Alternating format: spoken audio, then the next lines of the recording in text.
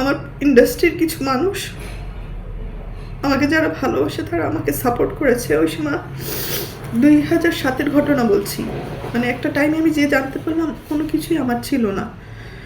পরে আমাদের ফিল্মের কিছু মুরব্বীরা মিলে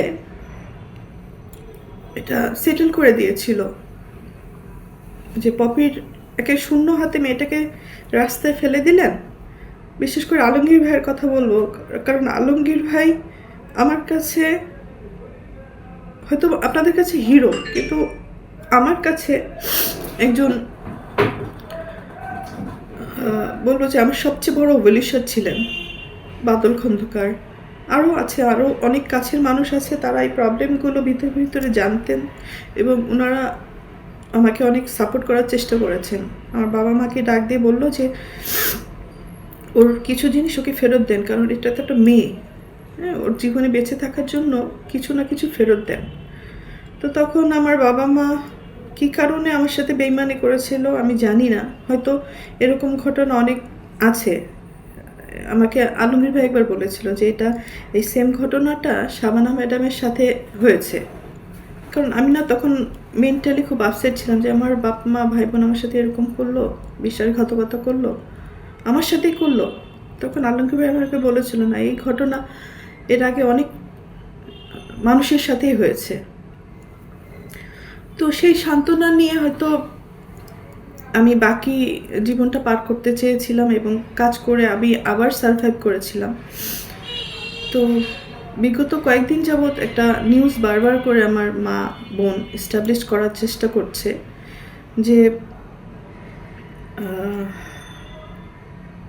আমি জমি দখল করতে গেছি। ভাই, যে মানুষটা দীর্ঘ 28 বছর ইন্ডাস্ট্রিতে কাজ করে নিজের জীবনের দিকে তাকায়নি, ভালো লাগা, ভালোবাসা বলেন, নিজের ভবিষ্যৎ বলেন, কোনো কিছুই আমি চিন্তা করি না। শুধু ইনকাম করে গেছি আর ভাই বোন মানুষ করে গেছি। শুধু ভাই বোন না, আমি আমার পুরো পরিবার, আমার নানির ফ্যামিলিতে আমি সাপোর্ট করেছি, আমার দাদির ফ্যামিলিতে আমি সাপোর্ট করেছি। আমার কন্ট্রিবিউশন শুধু আমার ভাই বোন না, সব জায়গায় যতটুকু পেরেছি আমি সবাইকে সাহায্য করেছি। আমার মন মানসিকতা একেবারে ডিফারেন্ট। মানে আমি একা ভালো খাবো, ভালো থাকবো, আমি সবাইকে নিয়ে ভালো থাকতে চেয়েছি, ভালোভাবে বাঁচতে চেয়েছি।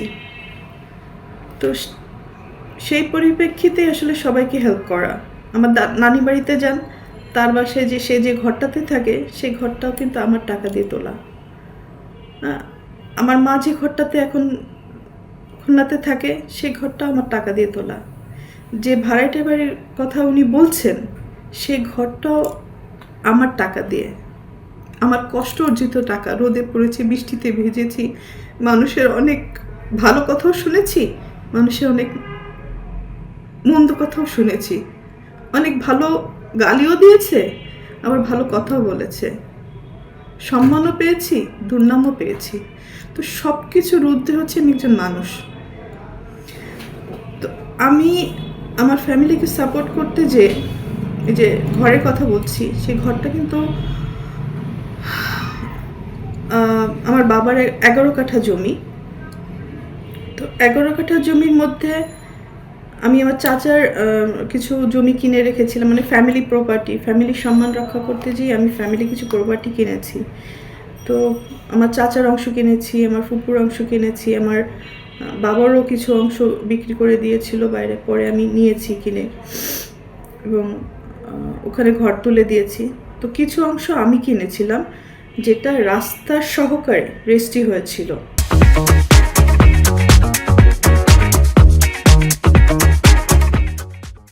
মানে আমাকে জমি যখন কিনি তখন আমাকে জমির পিছনের অংশ দেওয়া হয়। তো পিছনের অংশে যেতে গেলে আপনারা সবাই জানেন এটা নর্মাল একটা জিনিস। বাড়ির পিছনের অংশ যদি কিনি তাহলে পিছনের অংশে যাওয়ার জন্য নিশ্চয়ই আমি হেলিকপ্টার দিয়ে যাব না বা ক্রেন দিয়ে ওখানে নামবো না, আমাকে যাওয়ার জন্য রাস্তা দিয়ে যেতে হবে। তো রাস্তাটা হচ্ছে আমার বাবা এবং চাচার জমির মাঝখান দিয়ে রাস্তাটা, যেখানে আমি আমার কেনা জমিতে আমি পৌঁছাতে পারবো। তো এই জমিটা রেজিস্ট্রি হয় 2008-এ। রেজিস্ট্রি হওয়ার পরে আপনারা, আমি সব প্রমাণ দিয়ে দিচ্ছি, ওই জমিতে এখনো পর্যন্ত আমি যেতে পারি না, ঢুকতে পারি না। কারণ কি, আমি যে ঘরগুলো তুলে দিয়েছিলাম ওই ঘরগুলো থেকে ভাড়া আসে, এই ভাড়া দিয়ে কিন্তু আমার বাবা চলতেন। একটা সময় আমার এই সেজ বোনের কন্ট্রোলেই ছিল এই ভাড়াগুলো। আমরা ঢাকায় থাকতাম, উনি ওখানে দেখাশোনা করতো এবং এই ভাড়াগুলো সে তার পকেটে নিত। যাই হোক, আমরা একটা পর্যায়ে ধরেন করোনার আগে আগে জানতে পারলাম, মানে কার কথা কি বলবো, মাফ করে দিবেন, মানে আমার পরিবারের কথা আজকে আমাকে পাবলিকলি বলতে হচ্ছে। এর থেকে দুঃখ, লজ্জার আর কিছুই হতে পারে না। মানে আমার এই বোনটা একটু বেপথে চলে যাওয়ার কারণে আমার বাবা 2019-এ বেপথে, মানে সে ওখানে কিছু অনিয়ম শুরু করেছিল,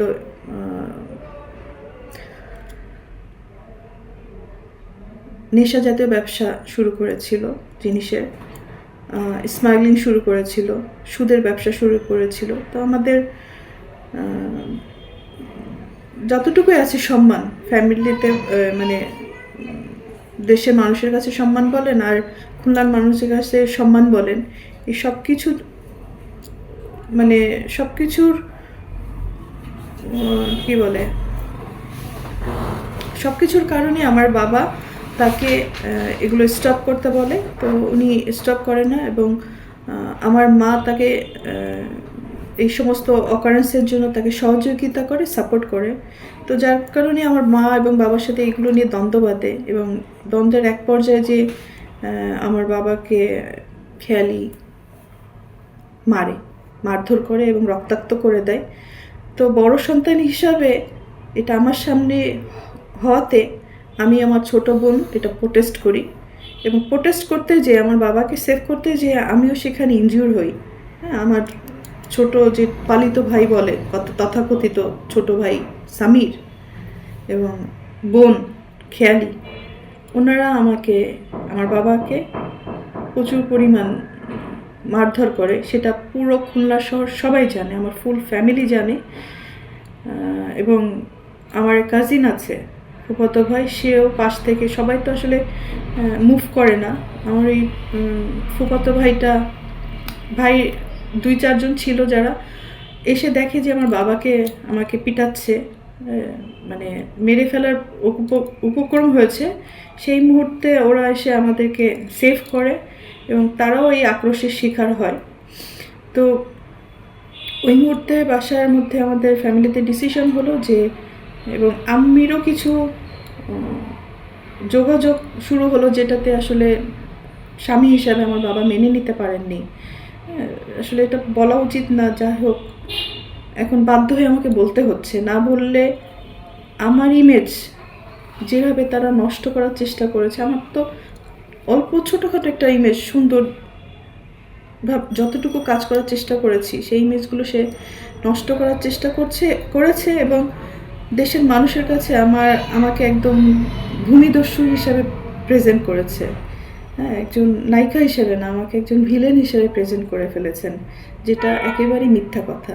তাদের এই দোষগুলো দেওয়ার কারণেই, ঢাকতে যেয়ে এই কাণ্ড কারখানাগুলো করেছে। তো মেন কথাতে আসি, তো ওই সময় আমার বাবা তাকে ডিভোর্স দিতে চেয়েছিলেন এবং বাসার থেকে দীর্ঘ 4 বছর আমার মা এবং বোনকে আমাদের বাড়ি থেকেই উনি বের করে দিয়েছিলেন। এটা আমাদের ফিল্মের সবাই জানে, আমাদের পরিবারের সবাই জানে, খুলনাবাসী সবাই জানে। এবং আমার বাবা অতিষ্ঠ হয়ে মারধর খেয়ে পরে উনি থানাতে জিডি করেন, আমাদের খুলনা সোনাডাঙ্গা থানা।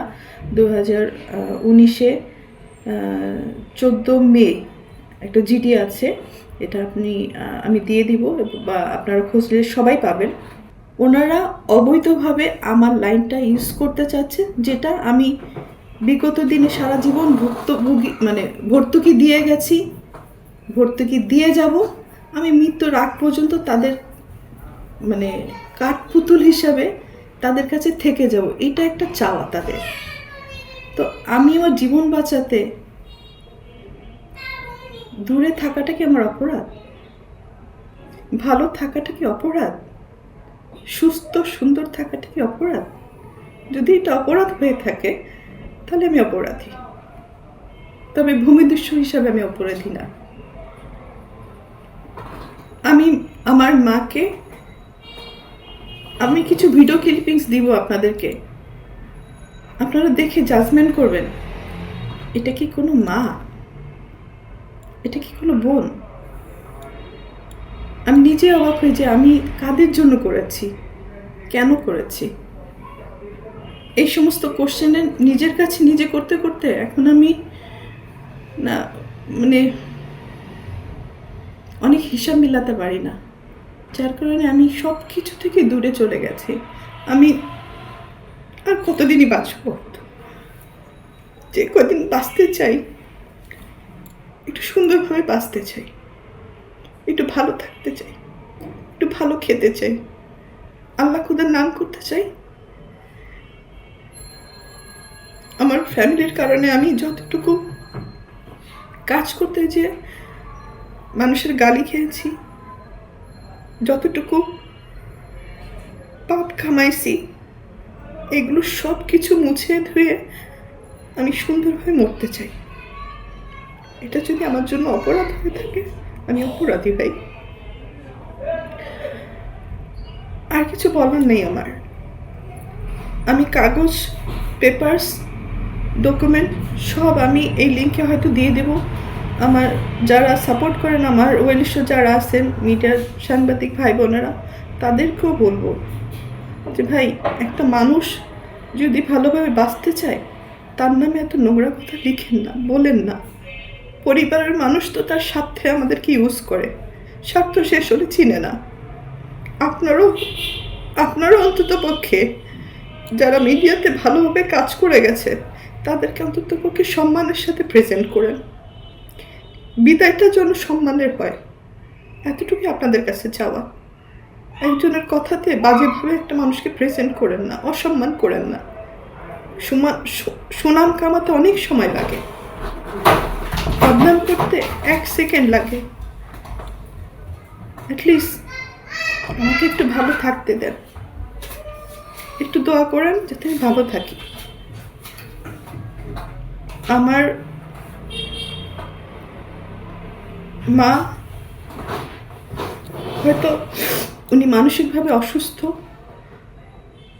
এতটুকুই বলবো যে আল্লাহর কাছে যে আল্লাহ যেন ওনাকে হেদায়েত দান করেন, ওনাকে সুস্থতা দান করেন, ভালো এবং মন্দর বিচার করার তার জন্য বিবেক বুদ্ধি হয়। সন্তান সবাই সমান, যদি উনি সন্তান হিসেবে আমাকে বলে থাকেন, মেনে থাকেন, জেনে থাকেন, তাহলে সন্তান সবই সমান। আমি কিন্তু কারো জমি দখল করিনি। যে মানুষটা সারা জীবন সবাইকে দিয়ে গেছে, আমার ভাই বোনের কাছে আমার কিছু চাওয়ার নেই, কিছুই পাওয়ার নেই, শুধু একটু সম্মানের আশা করি। আপু কেমন আছেন? ভালো আছেন? ভালো থাকেন। আমিও দোয়া করি আমার ভাই বোন, আমার আত্মীয় স্বজন যেখানে যেভাবে আছেন সবাই ভালো থাকেন, দেশবাসী ভালো থাকে, সবার জন্য ভালোবাসা, ভালো দোয়াত করি। কারোর জন্য আমি ক্ষতিকর মানুষ না, পারলে দিয়েছি, না পারলে কারো ক্ষতি কোনোদিন করি নাই। আমি আমার বাবা মার কাছ থেকে কখনো কোনো কিছু নেয়নি। 14 বছর বয়সে ইনকাম করেছি, আমি করা শুরু করেছি। আমি আমার বাবার কাছ থেকে কবে একটা ঈদের জামা নিয়েছি, পেয়েছি আমি বলতে পারবো না। আমার মা কবে আমার মাথায় তেল দিয়েছে, দুগাল ভাত খাওয়াই দিছে আমি বলতে পারবো না। কাজের তাগিদে অনেক কষ্ট করেছি। তো আমি যেখানে আছি অনেক ভালো আছি।